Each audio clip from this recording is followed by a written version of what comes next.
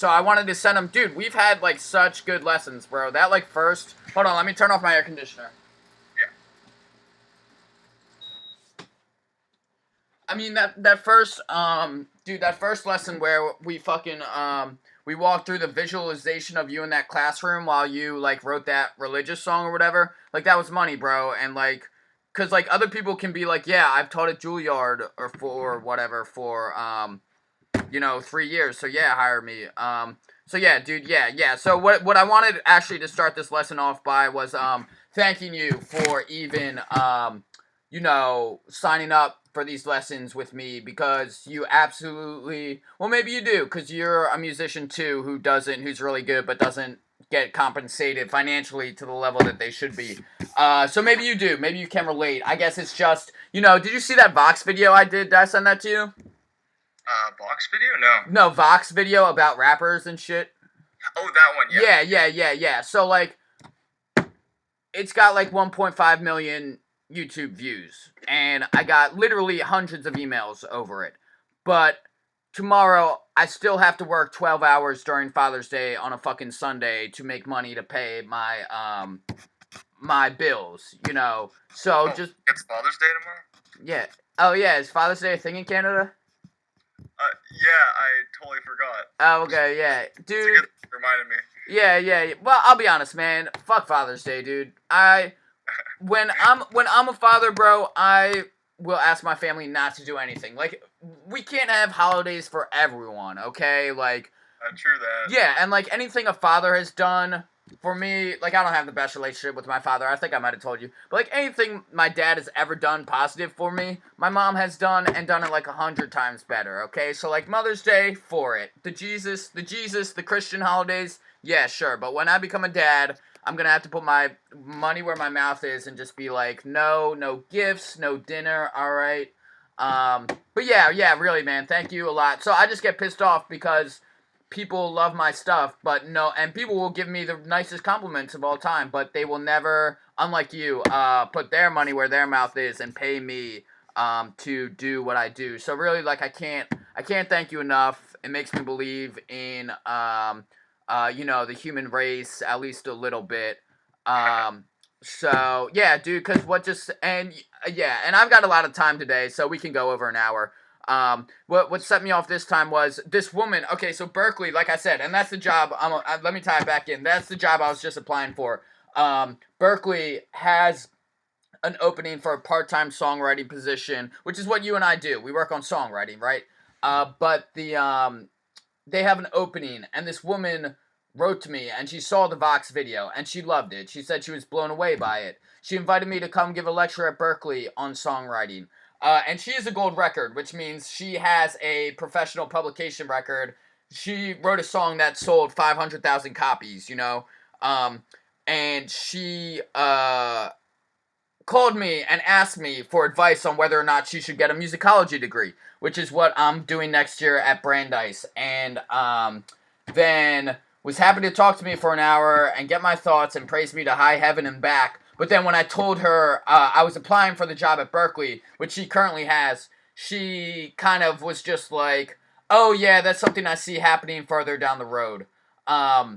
So like it's just so fucking aggravating when people will just take but they won't ever give like that. So like really, like I can't thank you enough for like doing this shit. So like I am gonna miss you for the next 2 weeks because I enjoy our little chats. But yeah, man, that's all. Thanks a lot for doing this, yo. Oh, no problem, man. It's so hard to find someone who can Yeah. actually teach this stuff. So it's awesome that I was actually able to find. Yeah. Well, yeah, man. Like I'm happy to do it, and like if any of your friends want to get hooked up, but like, come on, man. Like I'm kind of a good teacher, right? Yeah. Like I'm Yeah. kind of a good teacher, right? Yeah, so it's like, you know what, Berkeley, like no, dude, I don't have a gold record, all right? But like, dude, like I don't know, man, cuz like the internet's great, right? The internet's great because it's lowered the barriers of access to it. So who knows if 50 years ago Austin Thorne and Martin Connor would have had personal home studios to record in. But it's also there but because the barriers of access are so low, it's placed all the burden of development on the laborer, us, the producer. Like Berkeley won't ever hire me and make me better. they want that woman who has a gold record. They want to be like, no, I want to know that you can already do the job before I ask you to do the job. And it's like, yeah, that works for some people, for like Justin Bieber getting overnight famous. But when part of the popularity of my work relies on not just that it's entertaining or accurate, but also that no one else is saying it, well, then that really starts to hurt me. Because, yeah, they can look at her gold record and be like, okay, well, it's a gold record of a jazz song or whatever, and people have written jazz for a century, so people are open to the idea that jazz is indicative of good musical skills. But, like, when I come out and say, like, shit like Mozart is, or Eminem is the new Mozart, like, no one's gonna believe me because no one's said it before. And, like, I can't wait 20 fucking years until everyone believes what I say, because then I need a job in the meantime. I don't know. I'm just aggravated. Well, I definitely agree. I mean, I look at a lot of the artists these days, and I'm like, you can just kind of tell the ones that are just gonna be around for a long time, but Yeah. people can't accept it until it's been around. Like it can't be a classic. even Exactly. if it's Yeah, new. dude. Like So how weird. yeah. Like how crazy is that? Like well, yeah, dude, Berkeley. Like, yeah, Berkeley. Like, you could wait 20 years to hire me until I've after already proven it. But in that moment, in 20 years, there will already be 6 or 7 other Martin Connors saying the same thing. So you can just hire one of those fuckers, man. Yeah, or like another Austin Thorne, bro. So like, whatever. Actually, I did. Let's see. Oh, so you said you started. Let's see. I'm not forgetting anything, right? Yeah. So you said you started working on another song with someone, or what's up? Yeah. So I was doing like a little pound cake freestyle, and then I ended up writing a verse, and my friend's like, "Okay, I'll Oh, write a cool. verse too." Oh, So yeah. I wanted to ask you, did you feel like you got a lot out of our last lesson? Like, I know we got to some really complex shit, and honestly, I'm just like personally interested to see kind of what you went and did with it. You know, when we were talking all about Kendrick and rapping behind the beat and Aquemini and Outkast. Like, did you do anything with that, or? actually, okay. So I found it was a little bit hard to write like that, but what I Yeah. did was I got my guitarist to do some like trailing on some of our songs just to see how it sounded and stuff like that. We practiced trailing, so Wait, even trailing, is that playing behind the beat? yeah, exactly. Okay. I've never heard that. Did you come up with that, or is that a term that your guitarist used or something? Actually heard it in the movie Whiplash. What is that about music? Yeah, it's about a drummer. Oh, and he calls trailing playing behind the beat. Yeah, he calls trailing like actually being a bit slow, like it's slightly off timing. Oh, that's weird. I've never heard that. Trailing music. Okay, that will save me so much time just saying trailing instead of playing behind the beat. Yeah, that's cool though. Oh, and it's a drama. It's not like a documentary or anything. Yeah, dude, this movie is amazing. Is You it should cool? check it out. Yeah. I'm looking at it now.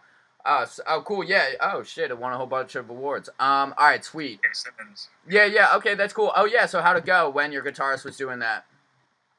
Pretty well. We're gonna keep on practicing that because, even though I can't put in the lyrics yet, I'm pretty sure that they can put it in the instruments and it'll sound pretty good. Yeah. Because like my friend likes to sing stuff like "Ain't No Sunshine" and stuff like that. Yeah. What's that? Is that the one like the love song like "Ain't No Sunshine When She's Not Around"? Yeah. That's the one. Yeah. Oh, cool. Yeah. Sounds good. Well, yeah. I'm just surprised. Honestly, like when you brought it up last time, I was debating whether to like really go into it or not, just because it's so like deep level, you know. And like yeah. But that's all. No, I'm glad we did, dude. That Detox. What is it? What's it called? Wait for Detox. Look out for Detox. Look out for Detox. Yeah, that song is so nuts, bro. But also, yeah, I don't know if you know the new Kanye album, Life of Pablo, but he raps a lot like that. What's his name? Designer, actually. I don't know if I played you any of that shit, but like Freestyle 4 and his part on Father Part 2. So yeah, that's cool. So yeah, did you have anything you wanted to work on? Like specifically today, or? Yeah, actually there was a couple things. So Yeah. because I'm going, I'd like to... So we won't meet the next 2 weekends? I'll be back on July the 5th. July the... Yeah. Okay, so our first one back will be the 9th then. That's cool. That works well, actually. I might actually be around because I'm just gonna leave my friend's place. Yeah. I was gonna say if you want to do the shit from LA, and then it's probably the same time zone for you, right? Yeah. Yeah. And like, if you wanna, I don't know, if you need to move times or whatever, or be a little more flexible, be like, yeah, I'll do it Saturday. I just don't know when until Friday or whatever. That's straight too. Just let me know. Yeah, that'd be cool if you still want to meet. Just let me know. Just give me some heads up. Yeah, it'd be cool. I'm actually road tripping with another musician Oh from really? Portland all the way to LA. Oh really? No, like, we're not doing any performances or anything. Yeah, But like, yeah. nice to fuck around, make some music. So Yeah, I yeah. gotta Are you what are you how long Portland to LA? How long is that? It's about 20-hour drive. Really that long? Damn. So how like how long you guys taking to do it? Um, about 3 or 4 days, and then we're gonna like Yeah. camp out at the beaches on the way, just play guitar and like. Oh man, that sounds awesome. I should quit my job and do that shit. Yeah. Do you have like money saved up, or are you kind of just winging it? Yeah, I've saved up for like 10 years now. It's Really? the first Yeah. time I haven't worked in 10 years. Oh really? Yeah. Okay. Well, yeah. I'll actually you know what then? I kind of keep like a list of songs that I think every good rapper should know. You know, like let me just put it this way. I'll send you if you want. I'll send you a playlist that you guys can like listen to on your way. Yeah. Do you want that? Yeah. Yeah. And, For road what trip. I'm thinking is like I need like some kind of like maybe songs that would be good for me to learn to help timing or whatever, and then just general exercises I can use to get better. Yeah. Actually, yeah. And I think I was telling you that time, like even if you just had like beats. I think I told you about those rat-a-tat beats. That are just like you could freestyle. I mean, in the car that would be perfect. You know, you just have the beat going and you could literally just write while trying to kill time. But yeah, I'll send you exercises. Man, I wonder what would my rap exercises look like. But yeah. So I'll come up with some shit. When are you leaving? I'm leaving next Thursday. Portland to LA, 3 or 4 days, 20 hours. Thursday. So what? Is that like the 23rd? Actually, I'm leaving Friday, the 24th. Okay. Leaves the 24th. Okay, yeah. I'm taking that down. So I can send you something. But yeah, that's cool actually. So is that the guy you were working with stuff on, or? This is a different guy.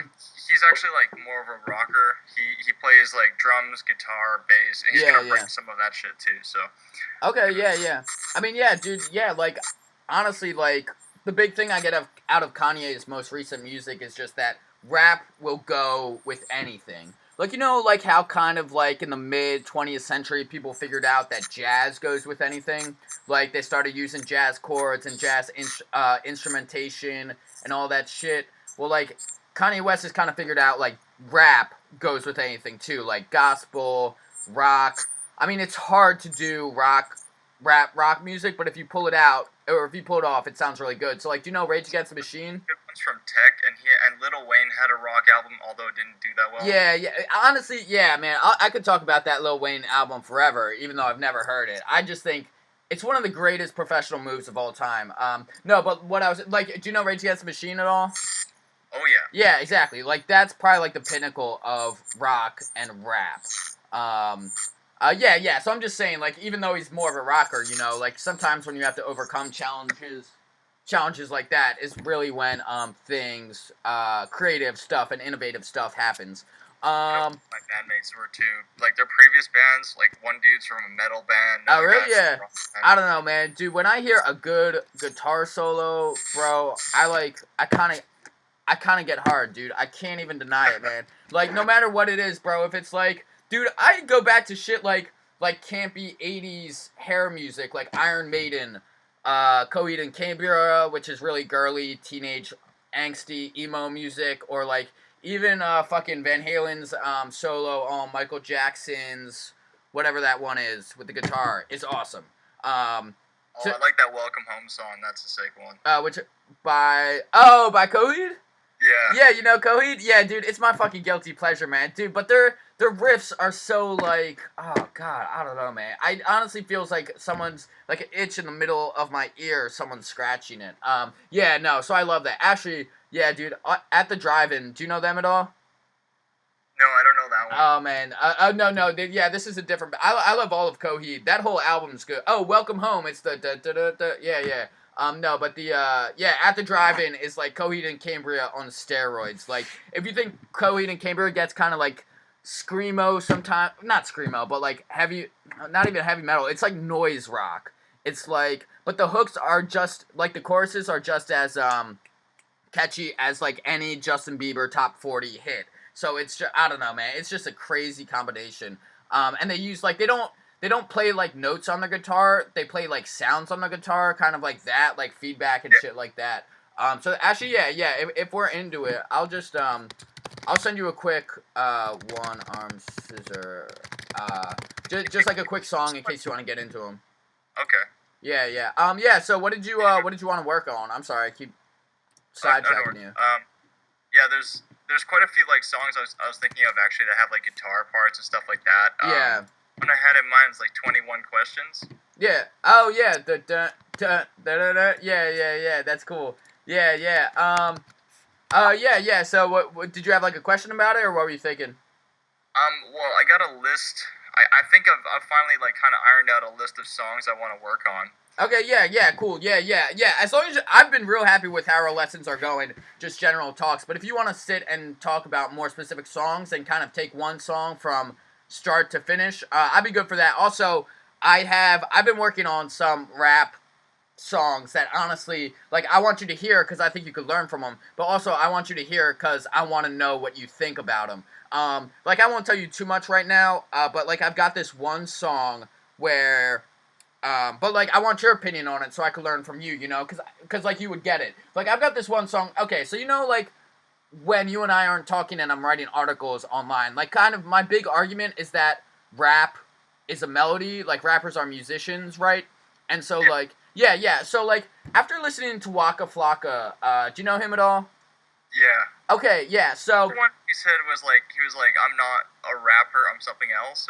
And that was I mean, I wouldn't be surprised at all because, dude, I listened to that whole album, Flockavelli, yeah, Flockavelli, yeah, and dude, I listened to it, and I sat down and I was like, all right, Martin, I used to think me, had really high standards in music, and that we understood music, and that we got it, but you just listened to Flockavelli like 3 times over 6 hours, like. Sometimes I get really high and drunk and play FIFA. Do you play soccer games at all? Video games? tons of video games, no soccer. Oh, okay. Well, at least like 4 times. Sometimes the day before work, I've played FIFA for 6 hours straight for 24 hours. And what I listened to during this was one time was Flockavelli. And so the next day I woke up, and first I was like, why did I do that? But second I was like, how could I listen to Waka Flocka so long? And I realized, dude, like, he makes 5-minute songs, and obviously he's talking, but he doesn't ever say anything. He never, like, there's no story, there's no poetry, there are no puns, there's no wordplay. I mean, he's using his voice, he's activating his voice, right? But he doesn't actually say anything. So after I heard that, I was like, and this is the song I want you to hear, I was like, alright, man, I'm gonna take this one step fucking farther. I'm gonna write a rap song where I rap, and people will understand that it's rap. But I'm not going to use words. So, like, the song I want you to hear is me rapping, and I'm rapping words and syllables, and it sounds like it's English, but none of the words are words. Like, you get what I'm saying? Like the first line is like, here, I'll text it. Have you heard of Hobson? No, does he do that? Oh yeah, they're kind of saying he's like the next Eminem. Yeah. He's like I don't think his lyrics are as good, but Yeah. he goes into that kind of stuff. He made a song called No Words. It's kind of a parody, and over the past week I've been listening to him and What's his Lil name? Dicky, like, Oh, Hobson? Yeah. Oh, okay. Oh, wait. Yeah, so, like, what I just sent you is, like, the first word. Is it a skit? No Words. Wait, hold on. The one that goes, I put it rolly, I'm drinking straight Lena, bitch, is straight feeling my diamonds. I don't know that one. Oh, wait. Hobson, no words? Does it Yeah, start? actually, his good one is "Ill Mind" of Hobson. Is that what you're thinking? Wait, is that the song you were talking about? The one I was talking about is called "No Words." Oh, really? Could you send it to me? Sure. Yeah. After like listening to Little Dicky this past week, have you heard much of his stuff? No, no. Okay, he's kind of a storyteller, but he's also like a parody, funny rapper. But he Yeah. actually sounds good. He's got like good flow, and his punchlines are solid. So I was like, I wouldn't mind. Man, rap today fucking sucks. Sorry, what were you saying? I was saying I wouldn't mind doing more of his style, like Who, Lil Dicky? I want to learn how to write punchlines. That I think that's lacking. Let's go places. Try to write what? Sorry, the YouTube cut you off. I'm trying to like write better punchlines, a little bit of parody stuff, because like I don't take myself that seriously. And Yeah, I'm not, yeah. Well, yeah, like that's what you know, and like that's what I was kind of trying to get at with you. Not sorry, dude. I'm so interested that.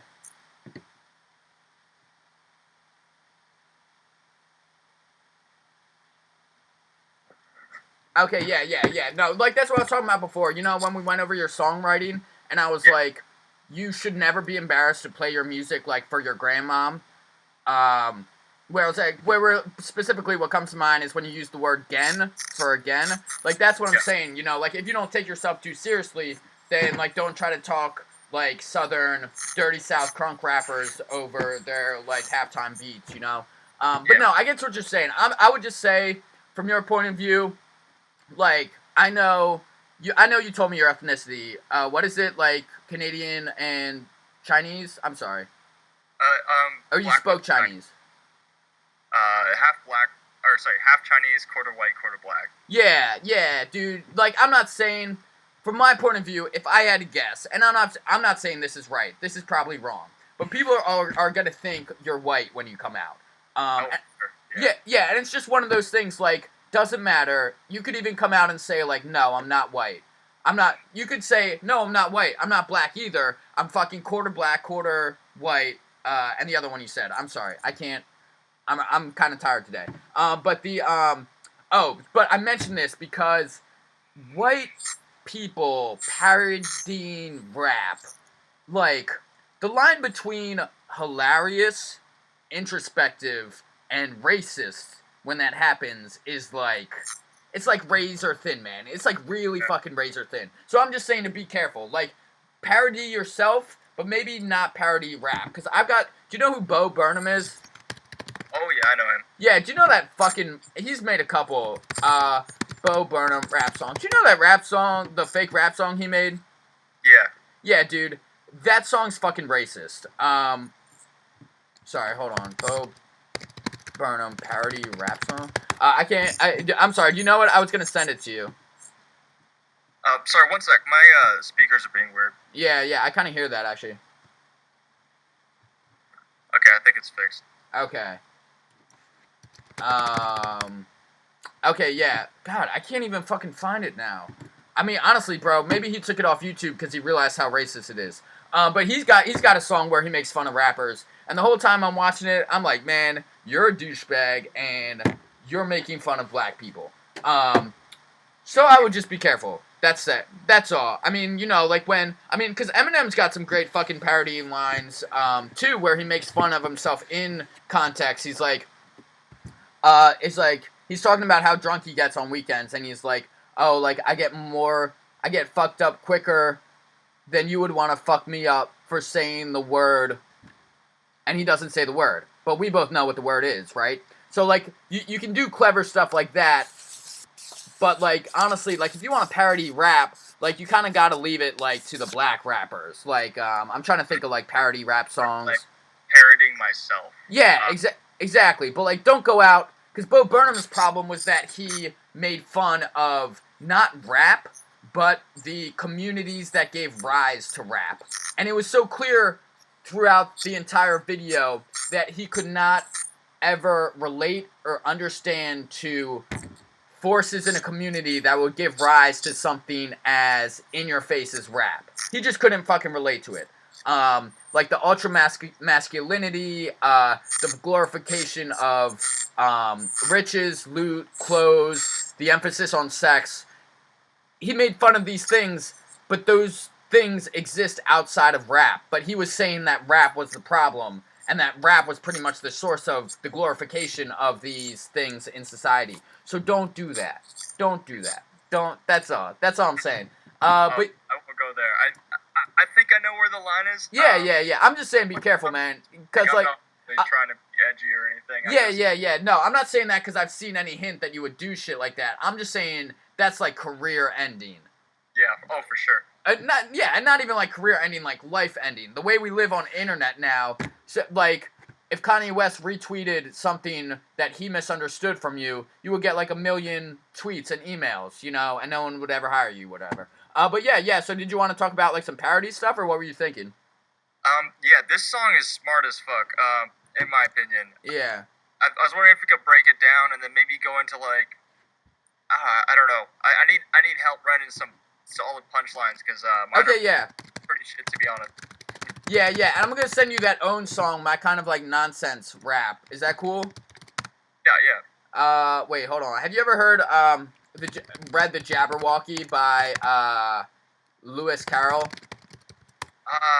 No, isn't that the thing from Alice in Wonderland? He's the guy who wrote Alice in Wonderland, but he wrote other stuff too. And so one of these things was the Jabberwocky. And so this is what I kind of try to do in rap. He makes up all of these words, like, and we use some of them today, like chortle is a combination of chuckle and snort, but it's from Jabberwocky. So he writes in English, but he makes up all these words, but it follows English enough that you think it's a real word, and you understand the meaning of the word from its context.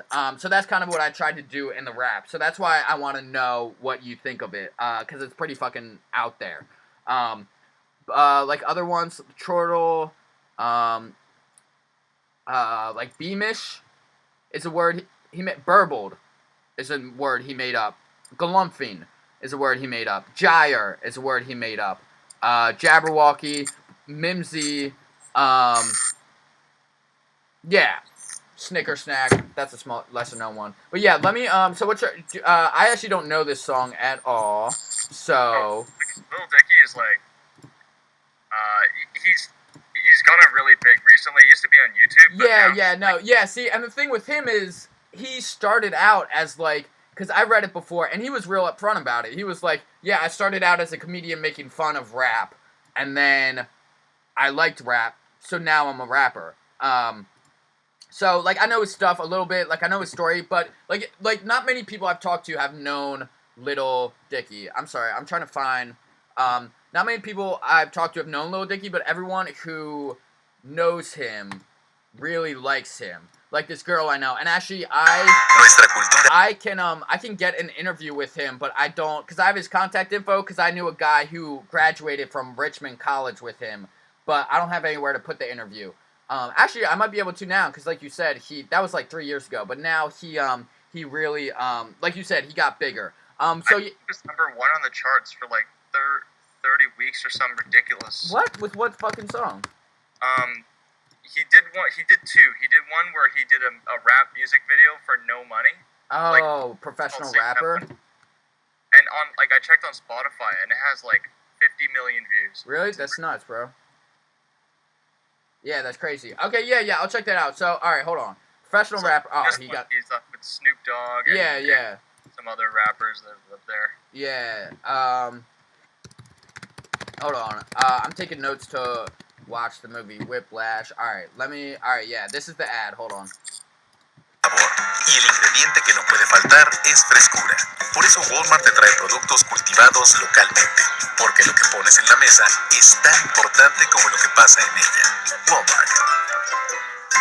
Oh, you know what? Okay.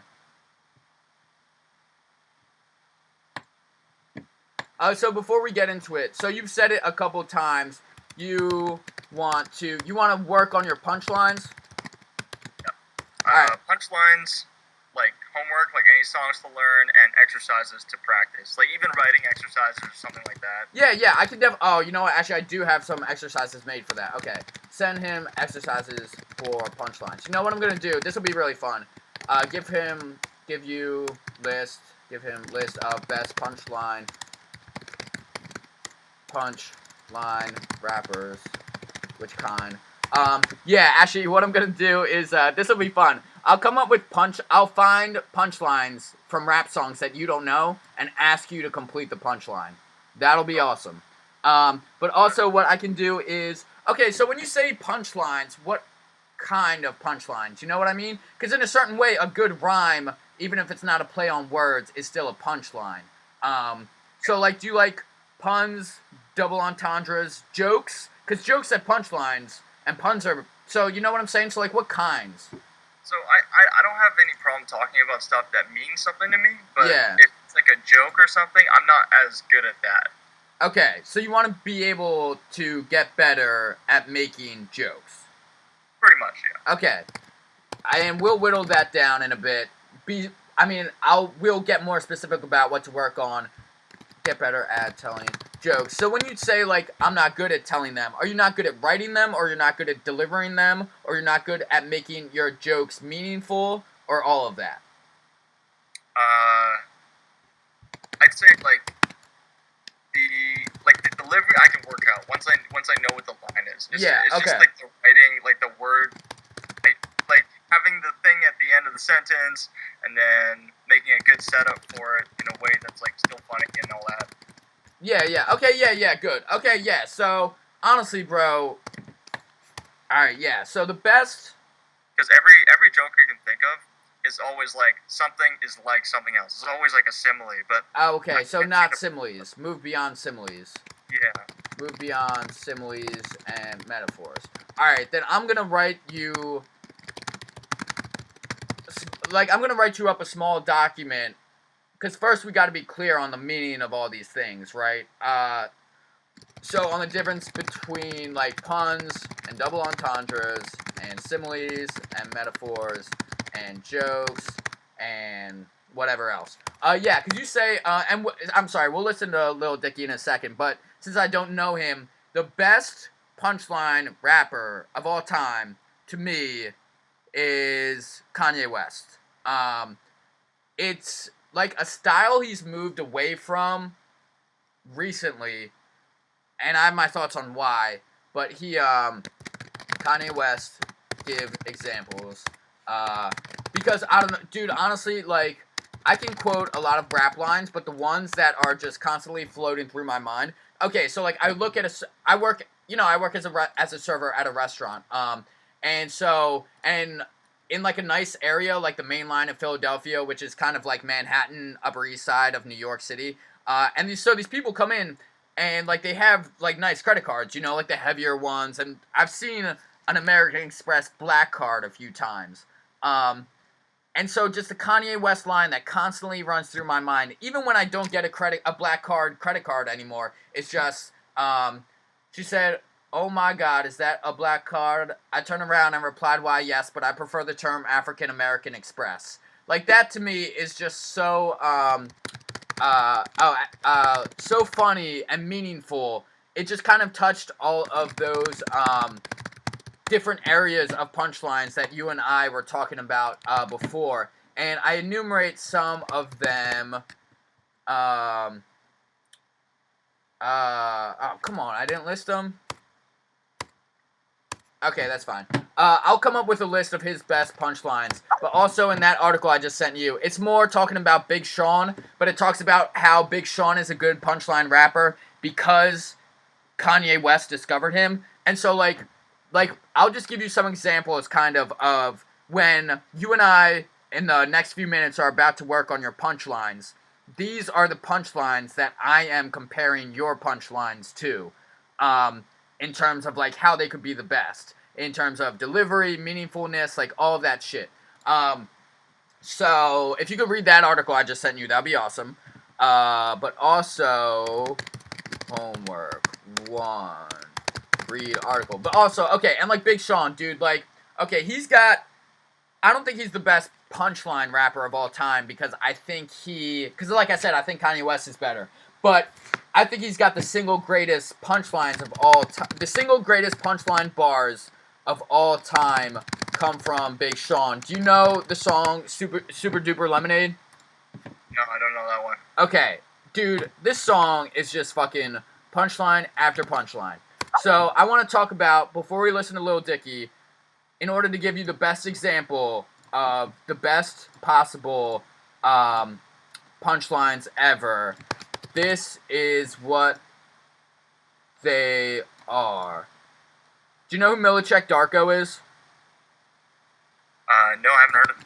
Okay, Milicek Darko. Well, you know why you haven't heard of him is those are the punchlines we're gonna look at, and this is the Big Sean song, and those are the lyrics. I'll look up the actual song so you can hear it in a second.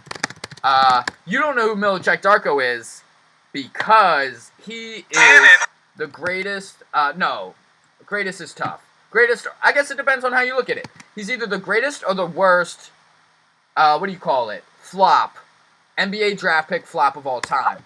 He was picked, who was he picked by?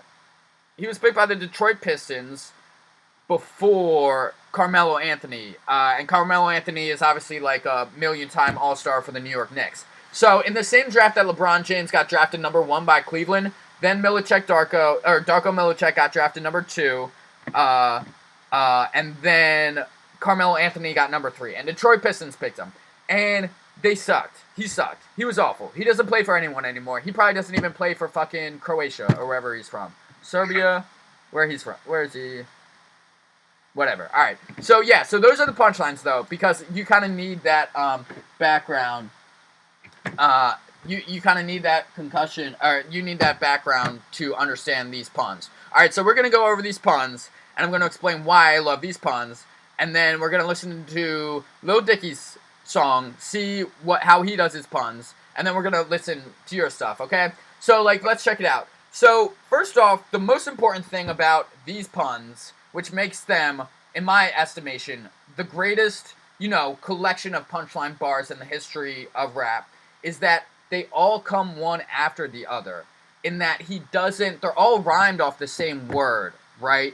It's not like I have to pick and pull from different songs to make the argument that Big Sean is the best punchline rapper.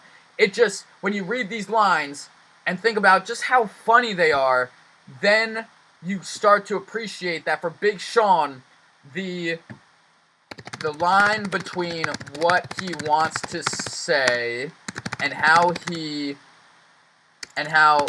funny he is in his raps is basically non-existent. Because, if you think about it, as soon as, let's take that first line, right?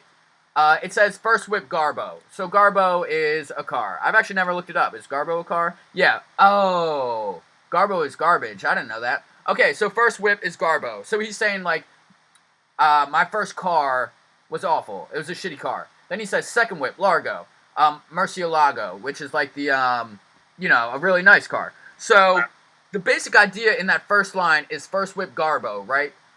And the basic idea is Big Sean's first car he ever owned was really shitty, right? Well, there are a lot of ways to say that, right? He could say first whip Garbo. He could say first whip garbage. He could say my first car was garbage. He could say, I might as well not even have had a car when I was young. That's how shitty my first one was, So, but he seems to be so talented that he can pick out the exact perfect way to express that basic idea I just described in many ways, so that it is rhymable and rappable in awesome ways. Because if you notice, all of his punchlines are rhymed off that first rhyme. His punchline, Garbo, rhymes with the punchline Largo, rhymes with the punchline Marshall, rhymes with the punchline Fargo, rhymes with the punchline Darko, rhymes with the punchline Barcode, rhymes with the punchline Narco, rhymes with the punchline Charcoal. So you follow me so far about why and how that's impressive? Yeah, it's just like rapid fire kind of thing. Yeah, exactly. Because that's it. All right, let me list the ways then, why these punchlines are awesome. Because they're on clever, unique rhymes. Because they're all off the same rhymes. because Daisy chain. What'd you say? Daisy chain. Yeah. And what did you just say? Daisy chain? No, before then. Why it was so good? Oh, rapid fire.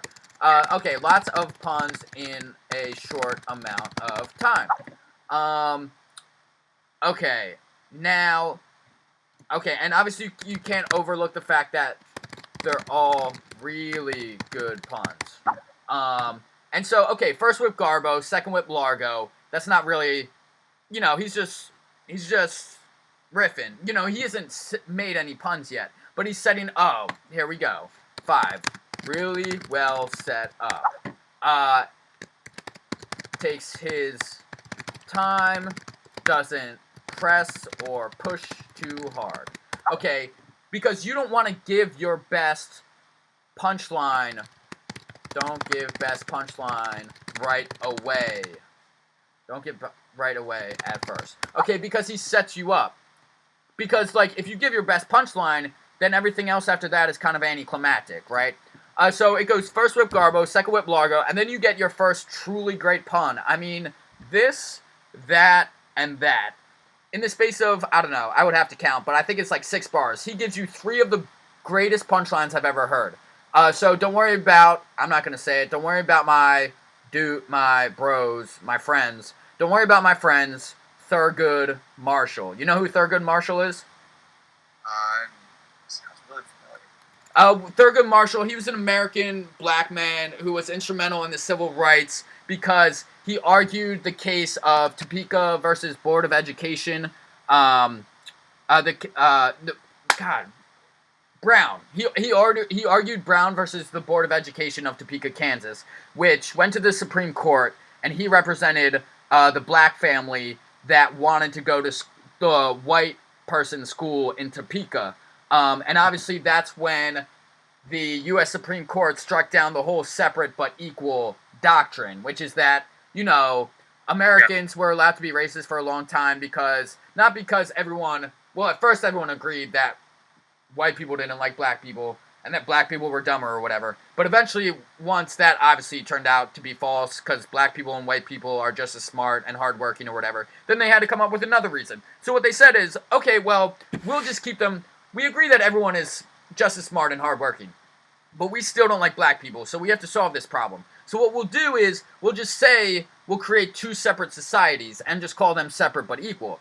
And we'll say, okay, the black kids have their school and the white kids have their school, but everyone works just as hard, so we're not being racist because everyone has the same opportunities or whatever. But obviously, this is not true, because separate but equal is never equal. So this is what Thurgood Marshall said, and he was the lawyer who argued it, and he won, and the Supreme Court struck down,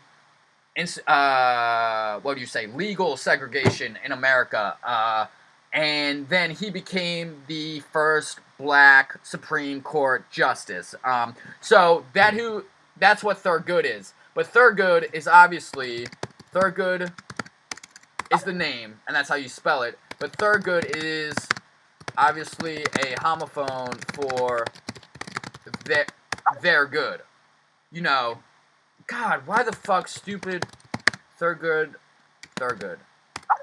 I don't know why it auto-corrected me. But his name was Thurgood Marshall, spelled like that. But obviously he meant they're good. So don't worry about my friends, they're good. And then it's like a hashtag, right? They say, have you ever heard the term hashtag rap? I have an idea. Yeah. So it's like this. So it's almost like if you were tweeting it, it would be like, don't worry about my friends. They're good. Marshall. And like Marshall is the hashtag. That Young Money and Drake does a lot, right? Yeah, exactly. Yeah. Sorry. And turgid should be Thurgood. I don't know why it's fucking autocorrecting me. No worries. Yeah. Okay, so like, and that's awesome, okay? Because he referenced Thurgood Marshall, which makes Big Sean. Why is it good? References something obscure. Thurgood Marshall. Jesus, did it again. Alright, Thurgood Marshall. Is really smart because Thurgood Marshall is a great guy, an awesome human being, right behind Martin Luther King, and Big Sean is black, so he's connecting himself to the struggle for civil rights. It's really smart. And it makes you feel smarter for knowing who Thurgood Marshall is. And if you don't know who Thurgood Marshall is, then you enjoy the chase of going online and trying to figure out who Thurgood Marshall is. Okay, so that's that one, and that's an awesome one. But he doesn't follow up an awesome one with an awesome pun because he needs to pace it. Because you're still trying to listen to Thurgood Marshall and hear it in your mind. So the next line, while it's a good pun, is almost like a throwaway one. Like Eminem always said that in his battles, he never used two good lines after each other because during the second line, if you drop one great line, during the second line, everyone is like yelling and being like, oh shit, and like what is he going to do back, right? So you don't want to get drowned out. So you have to space them out. And that's how you should think of your punchlines. Like you're telling them for a concert, a crowd, in a battle rap. Have you ever watched battle rap? Oh, yeah. Yeah, okay, cool. Then you know what I'm saying. All right, so bank account got me feeling well. Fargo, that's like an obvious one because Wells Fargo is a bank account. And then balling till I get a Millicek Darko. Do you get that pun? Do you understand it? Yeah. Yeah, could you explain it to me?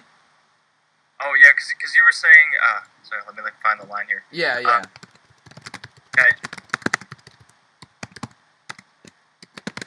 You were saying that he was, he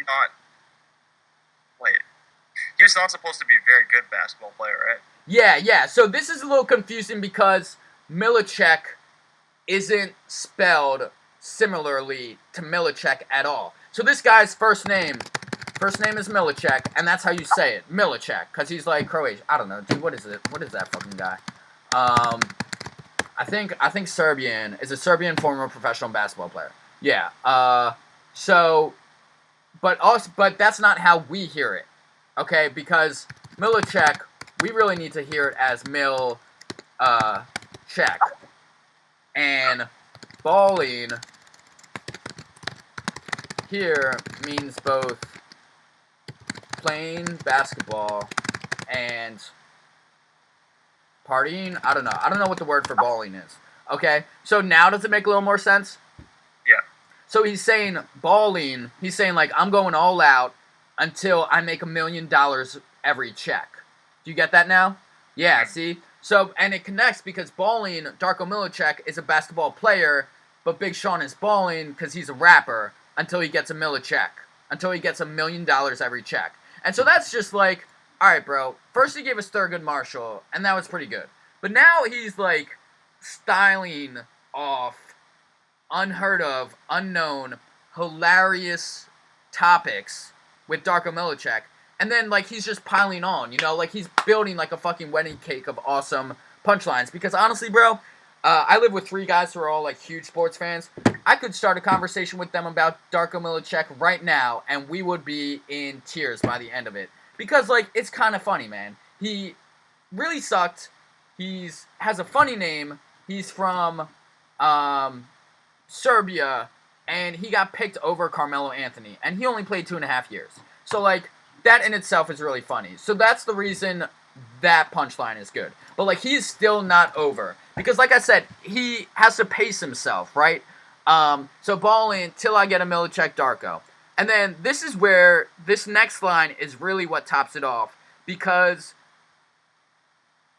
you, as a rapper, you are almost... There isn't many things that unite that you can say without being inaccurate about every rap song ever, but this is one of them, and it is that in every rap song ever, the rapper sounds confident, even in songs where the rapper is making himself vulnerable, like when Drake says like, oh, I was crying, I forget what the song is called, Unsuccessful, when his mom comes over and they're crying in the driveway for some reason, I don't know, but Drake is still in that moment preeminently confident, because from a rapper's point of view, to admit that you cry as a grown man, you still have to be, like, from his point of view, ultra confident to do so, you know, and to tell millions of people that you do that. It's like, you know how they say, like, oh, you're a girl because you wear pink. Well, it's like the guy can say, like, no, I'm completely confident,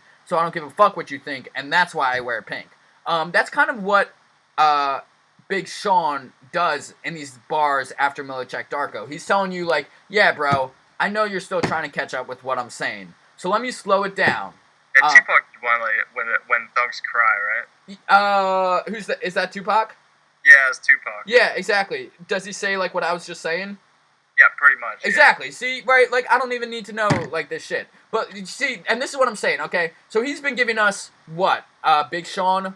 Like, one rhyme every bar, right? And they haven't been very long rhymes. It's like Garbo and first whip Garbo, second whip Largo. Don't worry about my friends. They're good. Marshall. Okay, so he went 2 rhymes in the first bar, 1 rhyme in the second bar. And then he goes, bank account got me feeling well. Fargo. 1 rhyme. Ball in till I get a millet check, Darko. 1 rhyme. So, Big Sean's style, his signature style, okay, most people would say that a rapper who can't rhyme very often or rhyme long words isn't a good rapper. Because people say Eminem is a great rapper because he rhymes all the time and he rhymes really long words, right? Big Sean's style is predicated and built on doing untraditional things, but doing them in such a purposeful way that you can't criticize him for not rhyming a lot or rhyming long words, because he obviously doesn't want to rhyme a lot and he doesn't want to rhyme long words. Like, you get the impression that Big Sean flirts with girls like this. Like, he's just like, yeah, whatever, like, they're just words and I can do whatever I want with them. So, at this moment, he's thinking someone might... At this moment, if someone wanted to criticize him, they would say, okay, Big Sean's not rhyming a lot, right? Well, Big Sean is giving that person a big fuck you when he's like, you know what, I'm rhyming too much. I'm going to back off it. Because then he says he did 2 rhymes in 1 bar, right? Then he did 1 rhyme in 1 bar. Then he did 1 rhyme in 1 bar. And then he did 1 more rhyme in 1 bar.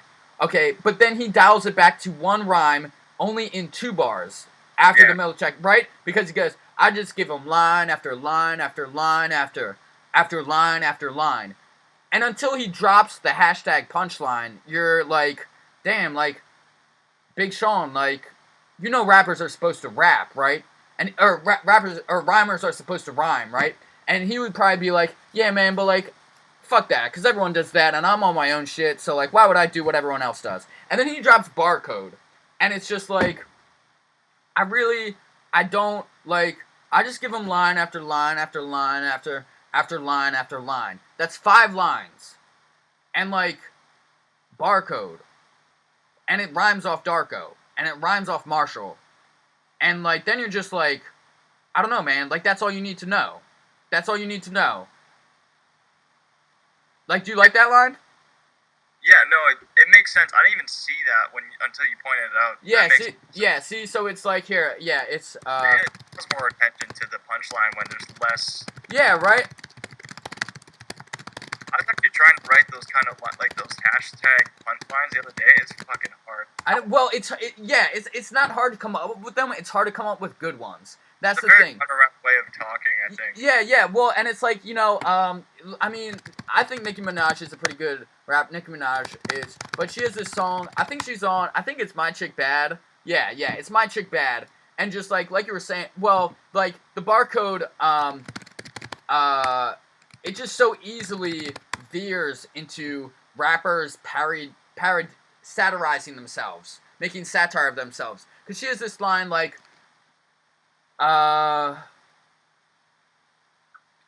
trash, running down the court, I'm done, it's going down, basement. Friday the 13th, guess who's playing Jason? This is My Chick Bad with Ludacris. But, so this is basically the setup of her line, right? It's going down. Like, how weak is that, bro? How weak is that? Oh, shit, I just realized something. What? If I take out the like from a simile, it's... A hashtag. Yeah. Yeah, right? So much easier. Yeah, because it could also be like this, right? It's going down like a basement. Like, you have to realize at a certain... Yeah, dude, yeah. But, like, how much more clever is Big Sean's connections between the punchline and that than what Nicki Minaj came up with, right? Holy shit, this made things so much easier. I didn't think... Yeah. So, like, it's going down like a basement. Like, I mean, you can't ignore the fact that in 2016, when Austin Thorne sits down to write rap, there's already a history of 40 years of rap music. And for you to act like that hasn't happened is not just, like, wrong, but almost, like, disrespectful. Because, like, it's going down here. You know what? Actually, what might be helpful, Curtis Blow, the breaks, is to look at old old rap songs to see how punchlines have changed over time. Because back then, punchlines were still new because rap was still new. So just look at those lyrics real quick. And look at it, clap your hands. If you got brakes on a bus, brakes on a car, brakes to make you a superstar, brakes to win and brakes to lose, but these here brakes will rock your shoes. And these are the brakes, break it up. It's just like, yeah, Curtis Blow could rap that because back then, because no one had heard a rapper, like, ever before they heard Curtis Blow. So, like, but Nicki Minaj is just, like, making connections that Curtis Blow made 40 years ago. Really simple ones of, like, direction and stuff like that. So, like, you can't do that anymore. And I mentioned that because the barcode, like, the connection you just made, the barcode punchline form is a abstraction of Curtis Blow's punchlines from, when is this, 1980? Yeah, 1980. So it's like, brakes, okay, so this is his first line, right? Brakes on a bus. Hold on.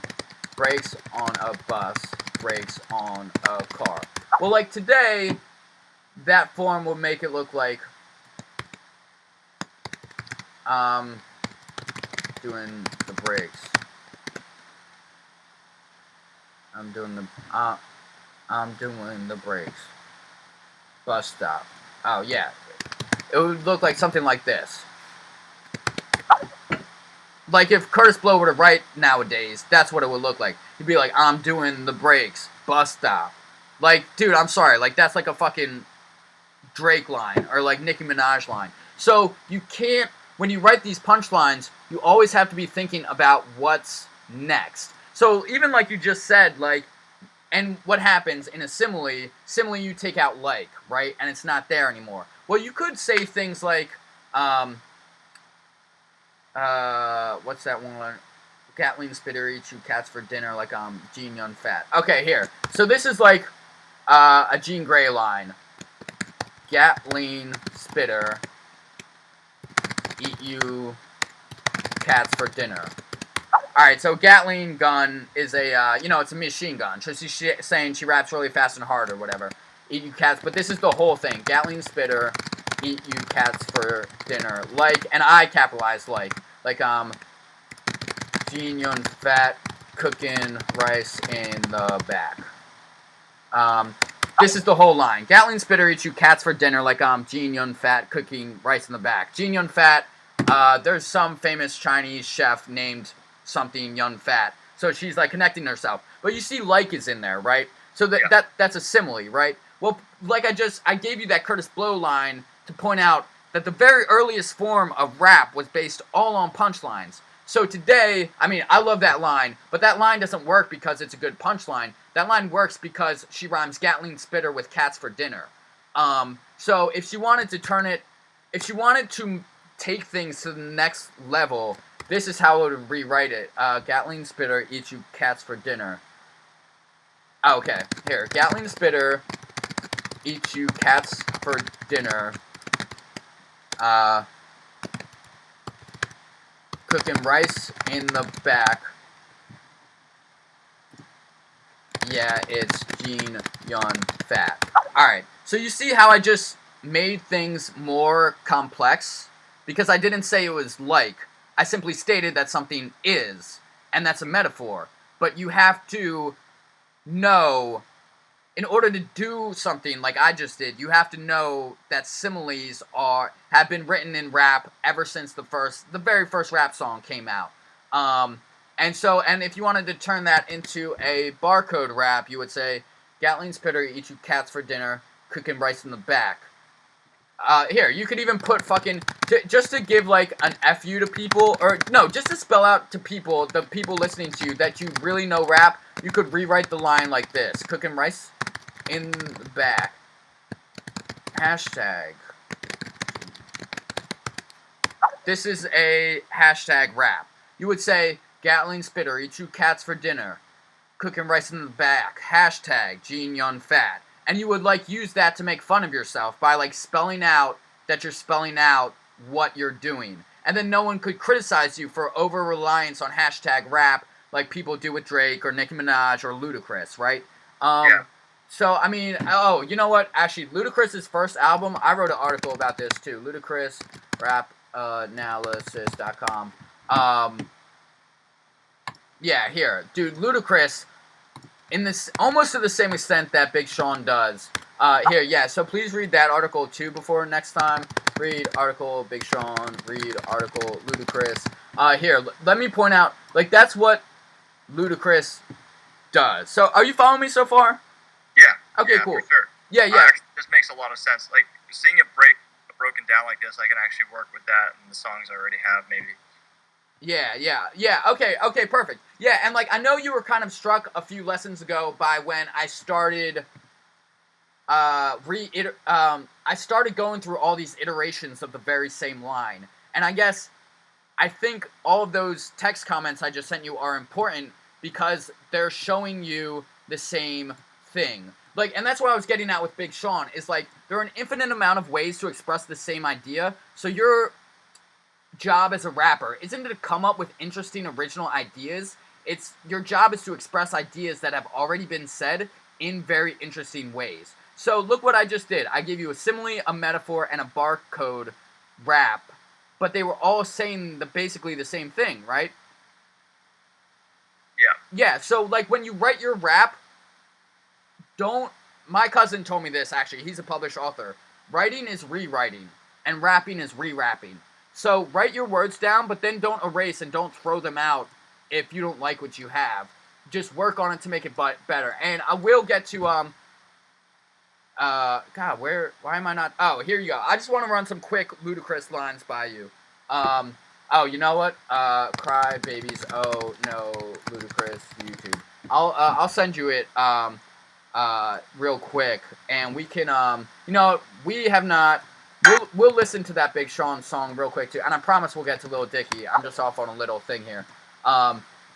Okay, so this is, yeah, listen to that, but these are some of his lines.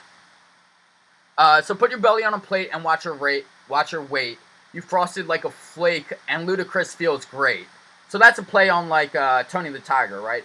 A drug dealer's dream, so fresh and I'm so clean. I'm a grown-ass man, and you're sweeter than 16. And that was right around the time the Sweet 16 MTV season TV episodes came out. Do you remember those? Yeah. Exactly. So, grown-ass man and you're sweeter than 16 is the punchline. My car's got big TVs and satellites. I got a wheel of fortune because I flipped O's like Vanna White. I mean, that's like 3 punchlines in one. He plays off Wheel of Fortune, flipped O's, and Vanna White. Because I got a Wheel of Fortune, he's saying he's really rich. He flipped O's.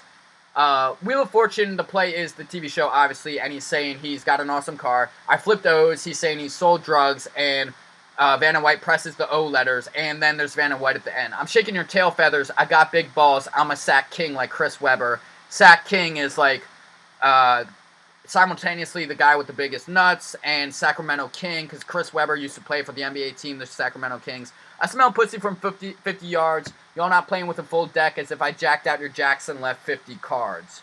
Yeah. So, all of that is awesome. Sounds like he's saying he's like the king of sacking, like, sacking quarterbacks. Yeah, exactly. So here, let's get to that. I just drop lines like a nigga gone, like a nigga that I might make time cut. Look, I'm fucking rich and I'm just looking, gonna make me come up at the mirror and Louis Vuitton shoe like Casper. First on the second, I over accessorize a lot of Lex lines like a nigga gone. Bunch of my sound bites. First whip, Yeah. a whole bunch of my. Can you hear that? Yeah. Alright, so this is the Big Sean lines. My sound bite. First whip, Gargo. Second whip, Largo. Don't worry about my niggas, they're good. Marshall, bank account got me feeling well. Fargo, ballin' till I get a million check. Darko, I just give them line after line after line after line after line. Barcode, they looking for my work. Narco, cause I just black out in the booth. Charcoal, me, Don C, Tony, 54 bitches. This weed finna blow, I bet they finna blow, nigga. 2 pounds of weed, don't act like you don't know, nigga. I put that green up like mistletoe, nigga. Yeah, boy, I do it, boy. Alright, so what part of the song is that? That's just before, end of the first verse. Well, actually, that's the end of the song. If you see it, so that's the end of the song. So, Yeah. where did Big Sean save his very best material for? Pretty much the very end. Exactly. Why would he have done that? More emphasis to build up. Jesus, thank you. Yes, exactly. Because now I'm done listening to the song. Say I go do something else. What was my final impression that Big Sean left me with? Pretty much like he doesn't give a fuck, but it's Yeah. funny that way. Yeah, exactly. And he saved his best stuff for last. So he purposefully did that, like you said, for emphasis. Because my final thought that I had after I left the song was, wow, Big Sean's a really fucking good rapper. So also, positioning, I was making a list of stuff before. What number did I end on? 6. Okay, position of punchline with regards to bar, verse, and song. That's another element of the punchline. Is you always have to think of where the punchline is. Is it at the end of the bar? Is it at the start of the bar? Is it at the end of a couplet, or is it the start of a couplet? I mean, what if you try to write a punchline where you give the punchline first and then gave it afterwards? Is the punchline at the end of the verse? Is it at the start of the verse? Is it in the middle of the verse? Is the punchline at the end of the song? Is it at the start of the song? Is the best punchline at the beginning because you want people to sit the fuck up and listen to you? Here, you know what? Let's do that, actually. Hello, Dr. Dre. Yeah, let's check this out, real quick. No, dude. Oh, no, this is it. So Eminem isn't like a huge punchline rapper, but this is one of the good ones.